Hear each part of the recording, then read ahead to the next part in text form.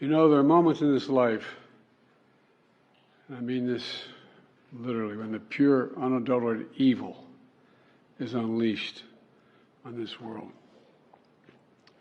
The people of Israel lived through one such moment this weekend.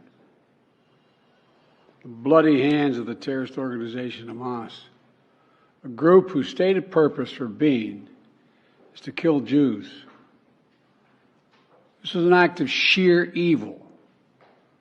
More than 1,000 civilians slaughtered, not just killed, slaughtered in Israel.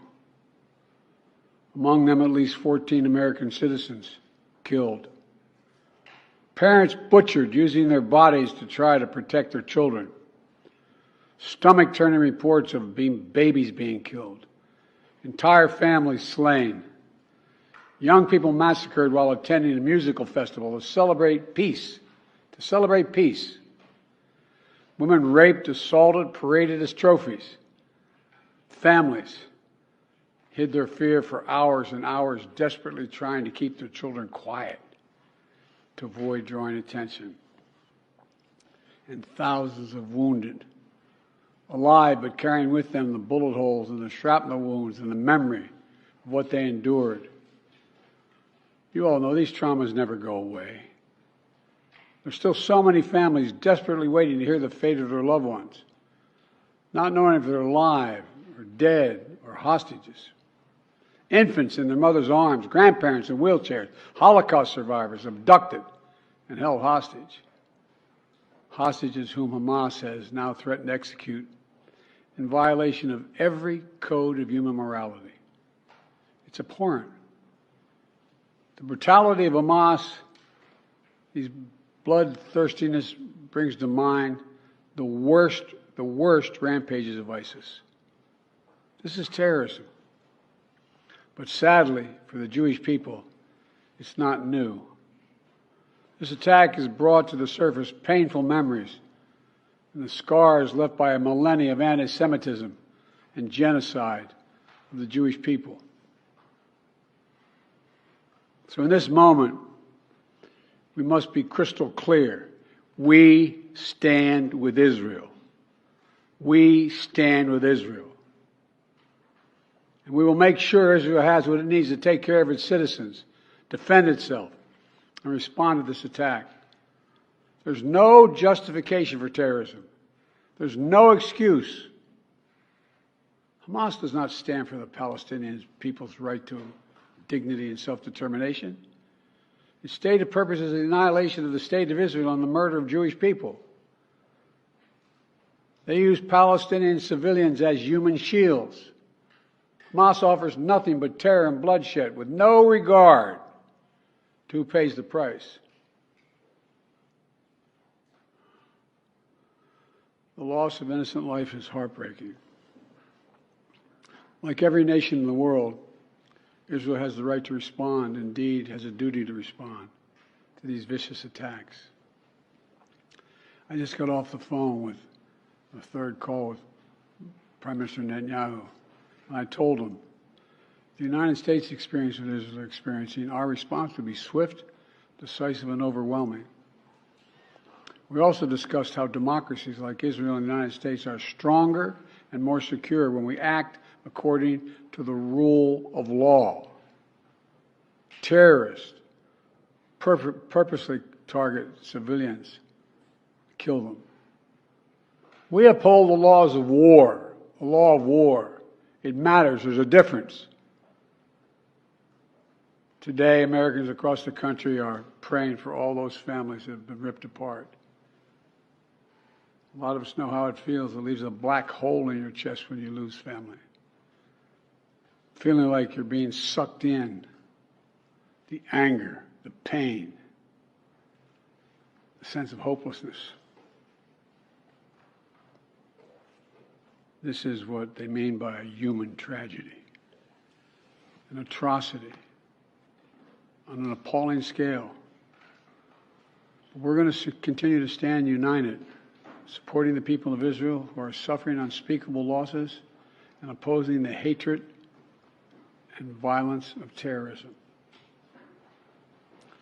My team has been in near constant communication with our Israeli partners and partners all across the region and the world from the moment this crisis began.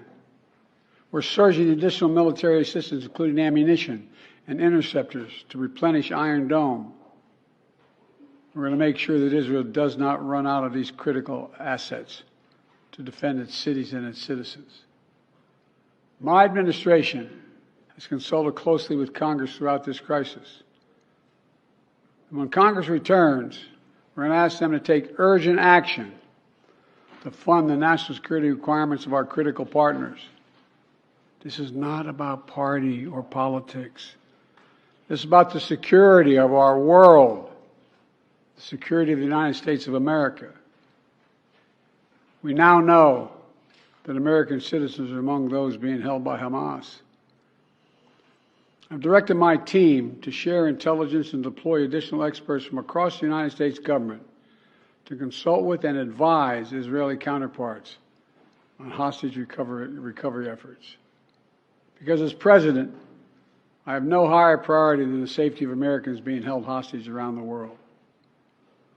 The United States has also enhanced our military force posture in the region to strengthen our deterrence. The Department of Defense has moved the USS Gerald R. Ford Carrier Strike Group to the Eastern Mediterranean and bolstered our fighter aircraft presence. And we stand ready to move in additional assets as needed. Let me say again, to any country, any organization, anyone thinking of taking advantage of this situation, I have one word: don't. Don't.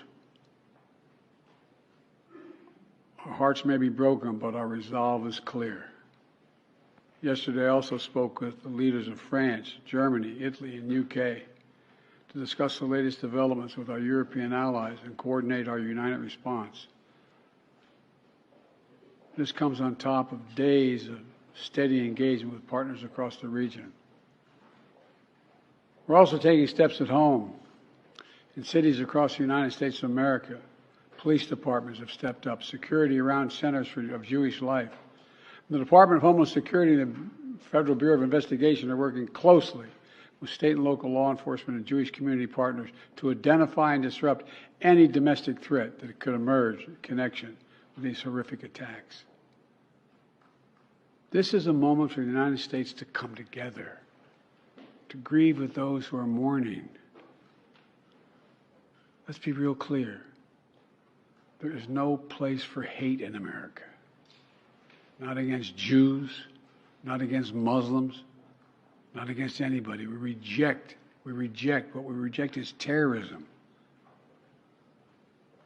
We condemn the indiscriminate evil, just as we've always done. That's what America stands for.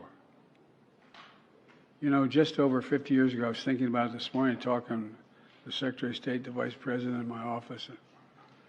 Over 50 years ago, as a young senator, I visited Israel for the first time as a newly elected senator. And I had a long, long trip, a meeting with Golda Meir in her office just before the Yom Kippur War. And I guess she could see the consternation on my face as she described what was being faced. They were facing. We walked outside in that sort of hallway outside her office to have some photos. She looked at me all of a sudden and said, "Would you like to have a photograph?" And so I got up and followed her out. We were standing there silent, looking at the press. She could tell, I guess, I was concerned. She leaned over and whispered to me, she said, "Don't worry, Senator Biden. We have a secret rep in here in Israel." My word is what she said.